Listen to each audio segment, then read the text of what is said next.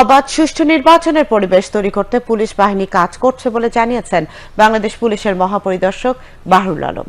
তিনি আজ পুলিশ হেডকোয়ার্টার্সে আয়োজিত প্রেস কনফারেন্সে কথা বলেন। আইজিপি বলেন, মামলায় নাম থাকলেই গণহারে কাউকে গ্রেফতার করবে না পুলিশ। এছাড়াও নিরীহ কাউকে হয়রানি করা যাবে না। ইচ্ছাকৃত মিথ্যা মামলা করলে বাদীর বিরুদ্ধে ব্যবস্থা নেওয়া হবে। পুলিশের মনোবল ও আত্মবিশ্বাস ফিরিয়ে আনতে কাজ চলছে বলেও জানান তিনি।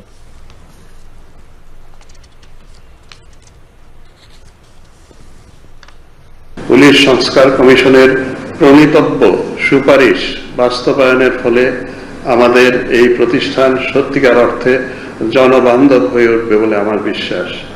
পুলিশ বাহিনীর সদস্যদের কোনো ধরনের দুর্নীতি, অসদাচরণ বা শৃঙ্খলা ভঙ্গের ঘটনার ক্ষেত্রে আমরা কোনো ধরনের ছাড় দেব না।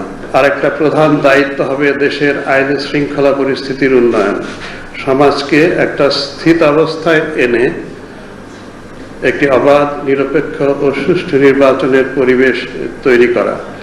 এই লক্ষ্য অর্জনে আমি আপনাদের সকলের সার্বিক সহযোগিতা কামনা করছি।